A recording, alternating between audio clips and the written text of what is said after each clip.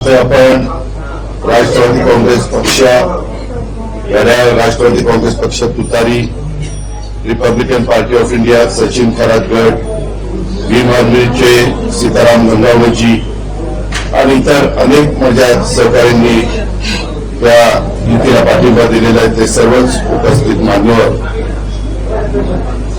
जमलेले माझे या सर्व राजकीय पक्षाचे नेतेगण, सर्व पत्रकार बंधू भगिनी आणि माझ्या तरुण मित्रांनो, मी सुरुवातीलाच इथं उपस्थित असणाऱ्या सर्व प्रिंट मीडिया आणि इलेक्ट्रॉनिक मीडिया या सर्व पत्रकार बंधू भगिनींचं मी स्वागत करतो आणि पत्रकार परिषदेला आपण उपस्थित राहिल्याबद्दल मी आभार देखील मानतो. आपल्याला सगळ्यांना माहिती आहे, पुणे महानगरपालिकेच्या निवडणुकीच्या निमित्तानं आपल्याशी आज दुपारी सगळं चिन्ह वाटप झालं आणि आम्ही ठरवलं होतं की 5 वाजता इथं पत्रकार परिषद घ्यायची आणि आपल्याशी सुसंवाद साधायचा. या निमित्तानं ही निवडणूक लढवण्याच्या बद्दलची आमची भूमिका ही आपल्या सगळ्यांच्या समोर ठेवायचा माझा आणि आमच्या सगळ्या सहकाऱ्यांचा प्रयत्न आहे. सुज्ञ आणि जाणकार पुणेकरांनी मागील जवळपास 9 वर्षामध्ये म्हणजे 2017 फेब्रुवारीमध्ये निवडणुका झाल्या आणि 17 पासून 22 पर्यंत इथं आम्ही विरोधी पक्षामध्ये होतो आणि भाजप इथं सत्तेमध्ये होता पुण्यामध्ये. आणि त्या 9 वर्षात सत्तेवर असताना जो काही कारभार झाला त्याच्याबद्दलची वस्तुस्थिती पुणेकरांना समजली पाहिजे आणि त्याच्यामध्ये निष्क्रियता लक्षात आली, शिथिलता झाली. प्रशासकाच्या काळामध्ये देखील जे काही वाढलेल्या वेगवेगळ्या प्रकारच्या समस्या आहेत त्याचाही लोकांचा आपल्या सगळ्यांच्या समोर ठेवावा, हाच या पत्रकार परिषदेच्या निमित्तानं आमच्या सगळ्यांचा प्रयत्न आहे. आज जो काही नागरी सुविधा, मी आपल्या पत्रकार मित्रांना सांगेन की नेहमी मतदार भारत देशातला लोकसभेच्या निवडणुकीच्या निमित्तानं देशाची सूत्र पंतप्रधान बनवत असताना मतदार वेगळा विचार करतात. विधानसभेच्या निवडणुकीच्या निमित्तानं देखील मतदार राज्याचा विचार करतात, ज्या राज्यात निवडणुका आहेत आणि त्या पद्धतीने मतदान करतात.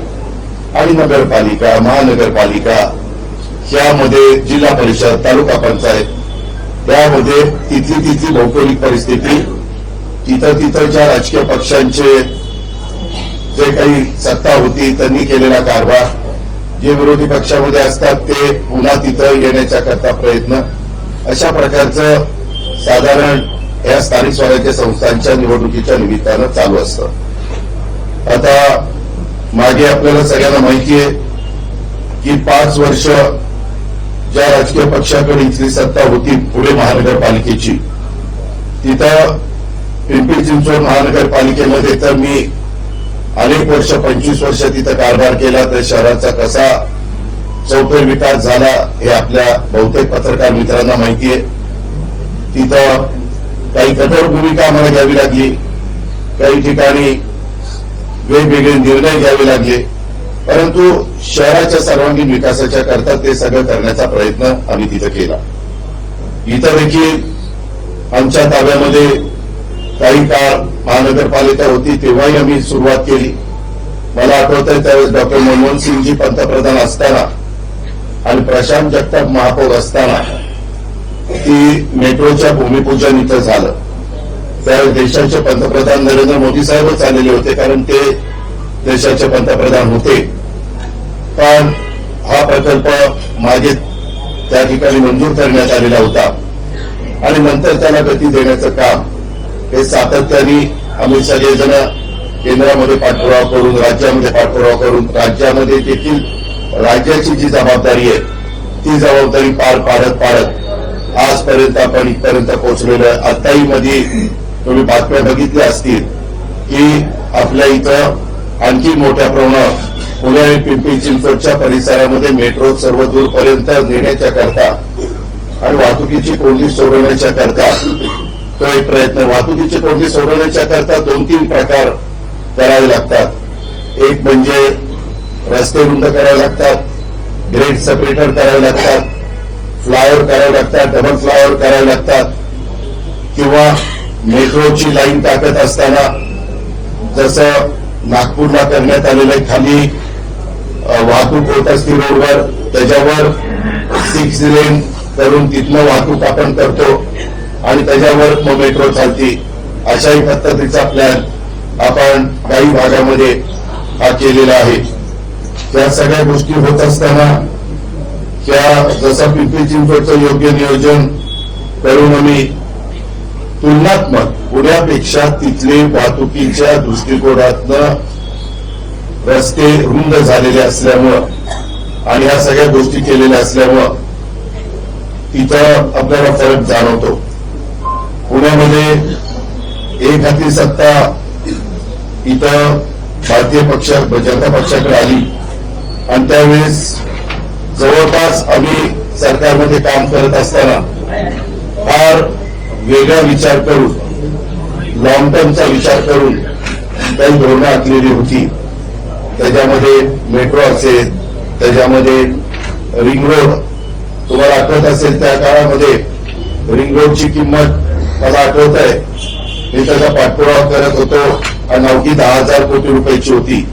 आता तो रिंग रोड जवळपास 40,000 कोटीपर्यंत त्या ठिकाणी पोहोचलेला आहे. आता कुठे आता त्याची टेंडर वगैरे झालेली आहे, ते काम पूर्णत्वाला जाईल.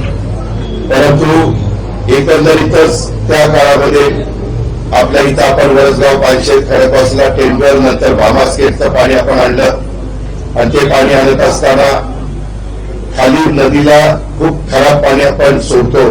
तर एसटीपी प्लांट हे बसवण्याच्या करता अग्रक्रम द्यायला पाहिजे होता, वॉर फुटिंगवर ते काम करायला पाहिजे होतं. आपल्याला आठवत असेल जायकांनी पण त्याच्यामध्ये मोठ्या प्रमाणावर निधी दिला. परंतु आज देखील एसटीपी प्लांटची कामं ज्या गतीनं व्हायला पाहिजे होती, दुर्दैवाने त्या गतीकडे लक्ष इथल्या स्थानिक नेतृत्वानी दिलं नाही. तिघांचा तिचा कारभार चालायचा आणि जो पाठपुरावा करावा लागतो तो करण्याच्या करता इथलं नेतृत्व हे अपयशी ठरलं आणि त्याच्यामुळं पाणी असेल पिण्याचं, मलनिस्सारण असेल, वाहतूक नियोजन असेल, रस्ते असेल, या सगळ्या बाबतीमध्ये आपल्याला जाणवतंय. तुम्ही पण पत्रकार म्हणून पुण्यामध्ये राहता, तुम्हालाही त्याबद्दल जाणवतंय. एका बाजूतून दुसऱ्या बाजूला जायला किती वेळ त्या ठिकाणी लागतो, अशा प्रकारची साधारण ही परिस्थिती आहे. आणि परिस्थिती जर त्याच्यामध्ये साधारण 2017 नंतर गेले 9 वर्ष त्या निवडणुका झाल्या नाही, ज्या 2022ला व्हायला पाहिजे होत्या. त्यामुळं त्यावेळेस निवडणुकीच्या निमित्तानं इच्छुकांची संख्या सर्वच राजकीय पक्षामध्ये मोठ्या प्रमाणावर वाढली. नाराजी टाळण्याच्या करता राज्यात सत्तेवर असलेले आम्ही तिन्ही पक्षांनी स्थानिक पातळीवर त्या बाबतीमध्ये काही गोष्टी करण्याचा प्रयत्न केला. पण त्याच्यामध्ये काही ठिकाणी युती झाली, काही ठिकाणी झाली नाही. इथं आमची कुणाबरोबर युती झाली नाही, मग आम्ही तुतारी बरोबर, तसंच भीम आर्मी पार्टी बरोबर, म्हणजे राष्ट्रवादी काँग्रेस पार्टी बरोबर, भीम आर्मी पार्टी बरोबर आणि आरपीआय बरोबर आणि इतर सहकार्याच्या बरोबर त्या ठिकाणी युती केलेली आहे. त्यांच्याबरोबर जाण्याचा निर्णय घेतलाय. राज्यामध्ये आम्ही सत्तेसोबत असलेल्या पक्षाच्या विरोधात, एकमेकांच्या विरोधात ह्या स्थानिक स्वराज्य संस्थांना लढवण्याची वेळ आलेली आहे.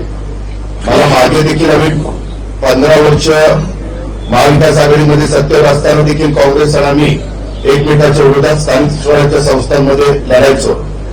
केंद्रामध्ये आणि राज्यामध्ये मात्र आम्ही एकत्रपणे काम करायचो.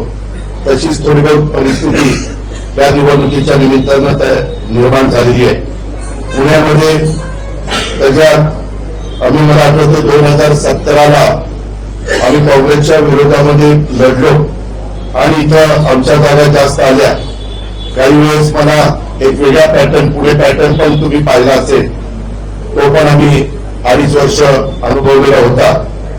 त्यावेळेस भाजप शिवसेनेच्या बरोबर आमची युती होती, तशी काहीशी परिस्थिती आता पण निर्माण झालेली आहे. आता 32 गावं जोडली गेल्यामुळं आपल्या पुणे महानगरपालिकेचं क्षेत्रफळ हे राज्यातील सर्वात मोठी महानगरपालिका अशी झालेली आहे याच्या क्षेत्रफळानुरूप. आणि आज मितीला मुंबई महानगरपालिकेचं क्षेत्रफळ पत्रकार मित्रांनो, पुणेकरांनो 437 किलोमीटर आहे आणि आपल्या पुणे महानगरपालिकेचं क्षेत्रफळ 527 चौरस किलोमीटर आहे. एवढ्या मोठ्या क्षेत्रफळामध्ये मूलभूत सोयी सुविधा देण्यासाठी आणि भविष्यात अचूक अशा प्रकारचा अंदाज केला गेला पाहिजे. तो अंदाज लक्षात घेऊन योग्य प्रकारचं नियोजन केलं गेलं पाहिजे. या केलेल्या नियोजनाची अतिशय कालबद्ध पद्धतीनं अंमलबजावणी केली पाहिजे. या सगळ्यात अत्यंत महत्वाच्या गोष्टी आहेत आणि या तिन्ही गोष्टी मागील 9 वर्षामध्ये त्याचा अभाव असलेला पदोपदी त्या ठिकाणी जाणवतोय. निधीची कमतरता नसताना मी बघितलं इथं पुरेशा ठेवी आपल्या पुणे महानगरपालिकेमध्ये असताना निवड दूरदृष्टीच्या अभावामुळं आणि प्रशासनावर नियंत्रणाच्या अभावामुळं मोठमोठ्या घोषणा होऊन देखील सर्वसामान्य पुणेकर नागरिकांची समस्या कमी होण्याच्या ऐवजी त्या वाढलेल्या आहेत. 9 वर्षामध्ये महानगरपालिकेच्या अर्थसंकल्पीय तरतुदीच्या रकमा जर पत्रकार मित्रांनो पाहिला तर 73,000 कोटी रुपये खर्च झाल्याचं दिसून येतं. परंतु झालेला खर्च पाहता नागरिकांना सोयी सुविधा ज्या उपलब्ध व्हायला पाहिजे होत्या महानगरपालिकेच्या वतीनं त्याच्यात महानगरपालिका काही यशस्वी झाल्याचं दिसून येत नाहीये. हे चित्र फार वेगळं आपल्याला पाहायला मिळतंय. वाहतुकीच्या समस्येमध्ये केल्या जाणाऱ्या सर्वेक्षणामध्ये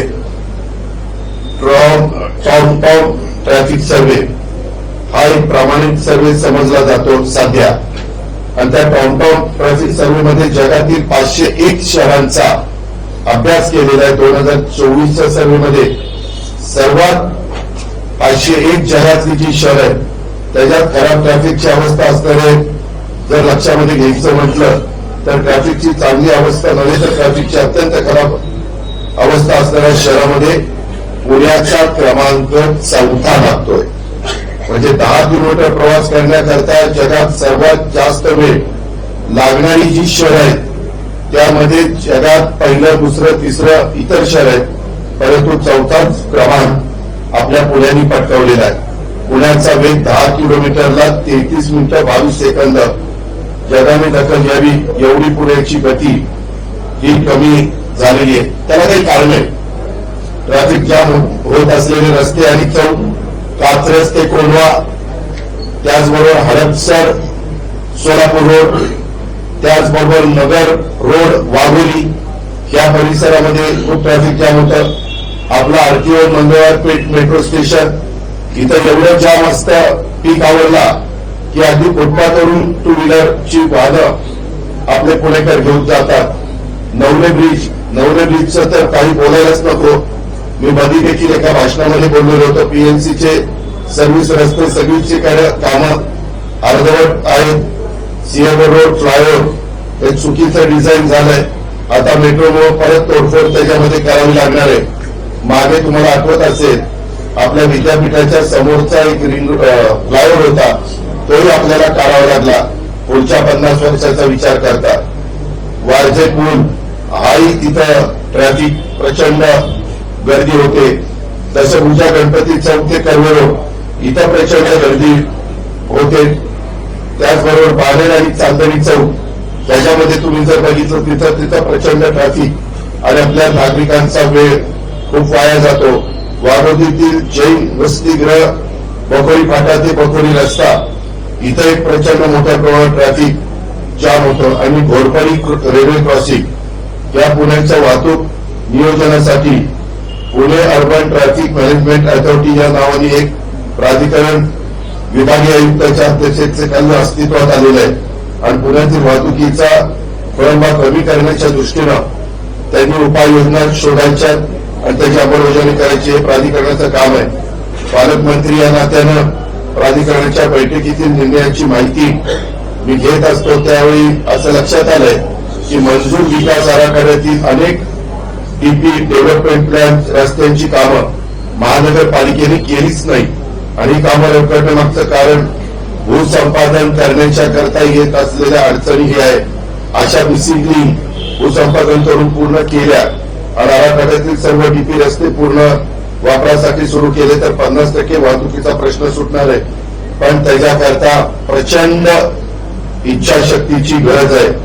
यावर्षी जवळपास 200 कोटीची तरतूद होऊन देखील अजून कोणतंही काम झालेलं नाहीये. आराखड्यात 1384 किलोमीटर लांबीचे रस्ते विकसित करणं आवश्यक आहे. आज रोजी पत्रकार मित्रांनो, पुणेकरांनो, फक्त 425 किलोमीटर लांबीचे रस्ते पूर्ण रुंदीनं विकसित झालेत. या कामातील जी मंद वेग आहे त्याच्यामुळे वाहतुकीच्या समस्येत वाढ झालेली आहे. आणि आज रोजी महानगरपालिकेच्या रस्त्याची स्थिती काय आहे तर डीपी आणि आरपी प्रमाणे रस्त्याची लांबी 1384 किलोमीटर आहे. पूर्ण रुंदीनं विकसित रस्ते 425 किलोमीटर आहे. पूर्ण रुंदीनं विकसित न झालेले रस्ते 500 किलोमीटर आहे. आणि अविकसित रस्ते ज्याला आपण मिसिंग लिंक म्हणतो ते 459 किलोमीटर आहे. शासन स्तरावर पुणे रिंग रोडची मी साधारणतः 15 दिवसांनी आढावा बैठक घेतो. मुख्यमंत्री महोदय पण महिना 2 महिन्यामध्ये त्याची बैठक घेतात. नाशिक फाटा ते खेड म्हणजे राजगुरुनगर आणि हडपसर ते यवत, तळेगाव, चाकण, चक्रापूर, शिक्रापूर या रस्त्यांच्या रुंदीकरणाच्यासाठी आम्ही केंद्रीय मंत्री नितीन गडकरी साहेबांच्याकडे पाठपुरावा करतोय. मागे जसं चांदणी चौकामध्ये त्यांनी मनावर घेतल्यानंतर इथला ट्रॅफिक कमी होण्याच्या करता त्याला मोठा निधी गडकरी साहेबांच्याकडनं मिळण्याच्या करता मदत झाली आणि यामुळे पूर्ण समस्या सुटणार नाही. पण पुणे शहरातले 2044 किलोमीटर लांबीचे रस्ते खड्डेमुक्त आणि दर्जेदार करण्याचं त्याचप्रमाणे मंजूर आराखड्याप्रमाणे डीपी आणि आरपी रस्त्याचं भूसंपादन करून पूर्ण करण्याची जबाबदारी पालिकेची असते.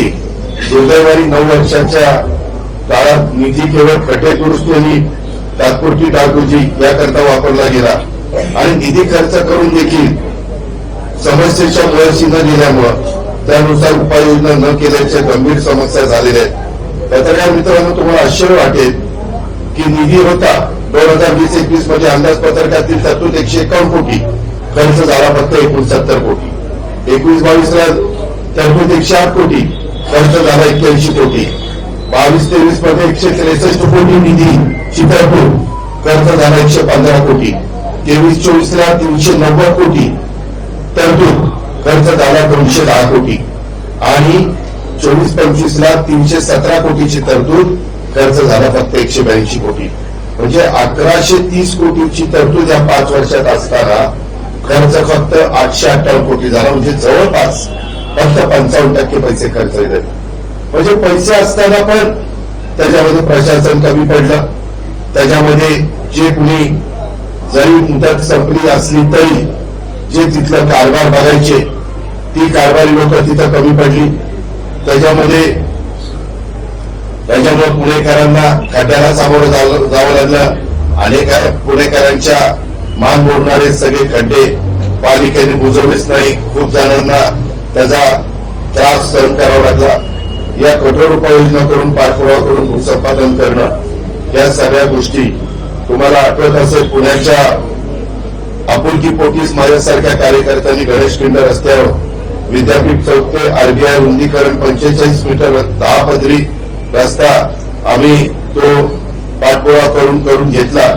एमएससीबीची जागा मिळत नव्हती, ती पण बिल्डिंग एमएससीबीची आम्ही ताब्यात घेतली आणि तिथं रस्ता रुंद केला. केंद्र सरकारची एनआयसी संस्था इथंही कायद्याने त्यांची जागा पण ताब्यामध्ये घेतली आणि जुना पुणे मुंबई रस्ता पण तुम्हाला माहिती 21 मीटरचा 42 मीटर आम्ही मागच्या काळामध्ये त्या ठिकाणी पण करून दाखवला.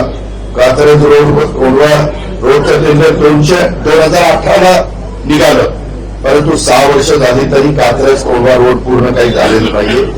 कराडी चौक, मोडवा चौक पालिकेच्या मागे लागून रुंद केला, परंतु केशवनगर मांजरी रस्ता अरुंदच नाहीये. मोडवा चौकात फ्लायओव्हरचा करण्याची गरज आहे. घोरपडी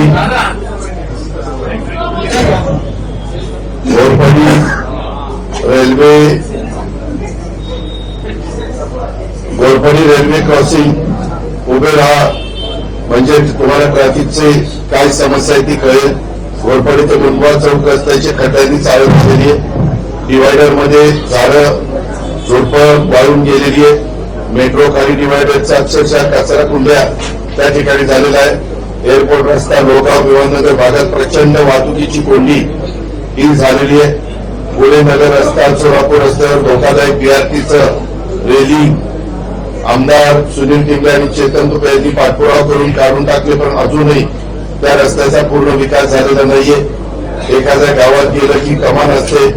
ग्रामपंचायतीचे सुद्धा कुठून सुरू होतो आणि ते लक्षात येतं, परंतु पुण्यात येताना वाकड्या बाजूने बोर्ड आहेत ना वाघोलीच्या बाजूचा किंवा असं काही अतिशय चुकीचं आहे. दायरीतला लोकमत ते सावित्री गार्डन रस्ता गेले कित्येक वर्ष प्रलंबित आहे. भोगाव चांदी चौक वारजे शिवणे उत्तमनगर धायरी नरे जांभूळवाडी असा पीएमआरडीएचा अंतर्गत रिंग रोड आम्ही पूर्ण करून घेतोय. लवकरच त्याला डीपीआरची मंजुरी आम्ही देतोय. कोरेगाव पार्क ते कल्याणी नगर पुलाची उंची वाढवणं आणि घोरपडी रेल्वे लाईनवर पूल चालू असणारी पूल खूप रेंगाळ आहे, ती वेळ पूर्ण करण्याची पत्रकार मित्रांनो गरज आहे. विश्रांतीवाडीचा पूल ग्रेड सेपरेटर शास्त्रीनगर चौकातल्या उड्डाण पूल ग्रेड सेपरेटर या कामांना गती देण्याची गरज आहे. आणि हे सगळं झालं रोड आणि समस्या, पण पाणी पुरवठ्यामध्ये जुनी हद्द आहे तिथं 2,818 कोटीची मान्यता आम्ही सरकार महानगरपालिकेमध्ये असताना दिली 2015ला. सदर प्रकल्पाचं जलशुद्धीकरण केंद्राच्या पाण्याच्या टाक्या दाबनलिका व्यवस्था वितरण व्यवस्था असे 7 भाग निविदा भविष्यात मागवण्यात आल्या, पण अजून देखील काम पूर्ण नाहीये. 10 वर्ष होऊन गेले. 82 पैकी फक्त 59 टाक्या झालेल्या आहेत आणि 200 किलोमीटर वितरण व्यवस्थेचं कामच झालेलं नाही. 45 मीटर AMR मीटर अजून बसवलेच नाहीये. जे बसवले त्या मीटरचा दर्जा आणि कामाची गुणवत्ता याविषयी पुणेकरांच्या सतत तक्रारी येत आहेत. 3 पंपिंग स्टेशन सुरू करायची, त्याचं काय झालं हे जे म्हणतात आम्ही पुणेचे शिल्पकार आहोत त्यांनी सांगण्याची गरज आहे. पुणे शहरात 24/7 अशी पाणी पुरवठा घोषणा 2017ला केली गेली, त्याची कोणतीही पूर्तता झाली नाही. 24 तास पाणी पुरवठा करायचं झाल्यास जादा पाणी महानगरपालिकेला उपलब्ध झालं पाहिजे आणि ते उपलब्ध करून देण्याच्या करता प्रयत्न टाटा धरणातलं करणं नितांत गरजेचं आहे. अशा या सगळ्या परिस्थितीत काम केलं तरच पाणी प्रश्न सुटू शकतो. आणि आज पण आम्ही ज्यावेळेस आढावा घेतो म्हणजे मला कधी जलसंपदा मंत्री सांगतात की भाऊ दादा तुम्ही 22-23 TMC पाणी पुण्याला घेता, परंतु त्यातलं बरंचसं पाणी वाया जातं. पुण्याच्या पॉप्युलेशनचा विचार करता माणसी 150 ते 250 लिटर पाणी मिळालं पाहिजे, पण ते 300च्या घरात जातं. तरी पुणेकरांना अनेक भागामध्ये टँकरनी पाणी घ्यावं लागतं. अनेक सोसायट्यांच्या सतत तक्रारी असतात. त्याचं नियोजन शून्य कारभार असल्यामुळं हे सगळं घडतंय. ही पण वस्तुस्थिती पुणेकरांनी पत्रकार मित्रांनी ध्यानामध्ये घेतली पाहिजे. पुण्यामधल्या सूस औंध पाषाण पानेर बावधन म्हाळुंगे या परिसरात पाण्याचा प्रश्न नजीकच्या काळामध्ये सुटण्याच्या करता टाटाचं मुळशी जे धरण आहे तिथनं पाणी घेण्याची गरज आहे. त्याकरता आम्ही सतत प्रयत्न करतोय. मी पण टाटा बरोबर एक मिटिंग घेतली, मुख्यमंत्र्यांच्या स्तरावर मुख्यमंत्र्यांनी पण मिटिंग घेतलेली आहे आणि त्यांना जेवढं ते वीज तयार करतात त्याच्याऐवजी ते वीज आपण दुसरीकडनं त्यांना उपलब्ध करून द्यायची, तेवढं पाणी आपण घ्यायचं असं त्याच्यामध्ये प्रस्ताव आपण दिलेला आहे. आज बालेवाडी शेगर रोड धायरी वाघोली कोंढवा महमदवाडी इथं पाण्याचे टँकर प्रचंड मोठ्या प्रमाणावर आपल्याला सगळ्यांना पाहायला मिळत आहेत आणि त्याच्यामुळं आमच्या पुण्यातल्या भगिनींना मायमाऊलींना शहरात राहून पाण्याच्या करता वनवन ते करतायत. ही वेळ अक्षरशः या नाकारतेपणामुळे आलेली आहे. पुणे महानगरपालिकेमध्ये 15 वॉर्ड ऑफिसेस आहेत. 41 प्रभागात घनकचरा आणि स्वच्छता आणि कचरा संकलन सुमारे 18 लाख मिळकती त्याच्यामध्ये नोंदल्या गेल्यात। एकूण कचरा आपला 2600 मेट्रिक टन, ओला कचरा 1000 मेट्रिक टन, सुका कचरा 1600 मेट्रिक टन आणि सीएनडी वेस्ट म्हणजे त्याला कन्स्ट्रक्शन आणि डिमोलेशन वेस्ट म्हणतात, ते 700 मेट्रिक टन। जिकडे तिकडे आपल्याला कचऱ्याचे ढीप बघायला मिळतात। इथं अनेक ठिकाणी आपल्याला पण वाईट वाटतं, कारण पुणे एक विद्येचा माहेरघर, सांस्कृतिक शहर, अशा पद्धतीचा कचरा तिथं पालिकेची कचरा प्रक्रिया करण्याची क्षमता नाहीये आणि नागरिकांनी 100 रुपये 500 रुपयाच्या पावती भरायला लावतात। 1000 टन ओला कचरा रोज तयार होतो, पण त्यातला 200 मेट्रिक टन कचरा प्रोसेस करायची क्षमता आज इथं नाहीये। आणि जो सीएनडी म्हणजे कन्स्ट्रक्शन अँड डिमोलेशनचा जो कचरा आहे तो 700 मेट्रिक टन आणि त्यातला 600 मेट्रिक टन जरी प्रोसेस येणार असेल तरी क्षमता मात्र 800 मेट्रिक टनाचीच आहे। म्हणजे 350 मेट्रिक टन सीएनडीचा राडारोडा जातो कुठं? पुणे सातारा हायवेला जा, बाणेरपासून बावधन अगदी कात्रजपर्यंत हायवेला दोन्ही बाजूला तुम्हाला कचरा आणि राडारोड्याचे ढीग पाहायला मिळतील। आपलं लोगाव वाघोली आहे तिथेही हीच अवस्था आहे। कोंढवा एनआयबीएम रोड सगळीकडे नुसता कचरा पडलाय। 7000 महानगरपालिकेचे सफाई कर्मचारी आहेत, 5350 ठेकेदारांचे लोक काम करतात। पत्रकार मित्रांनो, जवळपास 12350 एवढे सफाई कर्मचारी पुण्याच्या रस्त्यावर सकाळी गुन्ह्यात दिसले तर मला कॉल करून सांगा। 12350 जर लोक काम करतात तर ते दिसले पाहिजेत ना रोडवर। परंतु पुणेकरांचा संयम आता सुटलाय आणि मला रोज शेकडो पुणेकर भेटतात आणि सांगतात, दादा पुण्याला स्वच्छ करा। पुणेकर मिळून सगळे मिळून यावर्षी पालिकेला कचरा नक्कीच स्वच्छ करतील असं मला निश्चितपणे वाटतंय। एसटीपीच्या बद्दल मित्रांनो, एवढं त्या भीमा नदीचं पाणी खराब झालेलं आहे, कचरा प्रोसेसिंग तेच सांडपाण्याच्यावर आहे। महिला पाणी शुद्धीकरण पुणे शहरामध्ये जुन्या हद्दीत 444 एमएलडी, नव्याने समाविष्ट गावं 11 139 एमएलडी आणि 23 जी गावं त्याचं 97 एमएलडी असं 980 दशलक्ष लिटर महिला पाणी रोज निर्माण होतोय। आणि आपल्या पालिकेची शुद्धीकरणाची क्षमता ही किती आहे तर पत्रकार मित्रांनो, पुणेकरांनो, ती फक्त 477 एमएलडी आहे। म्हणजे जवळपास आज 9 महिला पाणी शुद्धीकरण एसटीपी केंद्रापैकी 6 केंद्र जुने आणि रोज साधारण 500 दशलक्ष लिटर एवढं सांडपाणी हे पुणेकरांचं नदी नाल्यांमध्ये आणि विहिरीमध्ये अशा पद्धतीने ते सोडलं जात आहे आणि अक्षरशः इथल्या नागरिकांच्या जीवाशी ते खेळलं जात आहे। पुणेकरांनी जमीन कचरा टाकून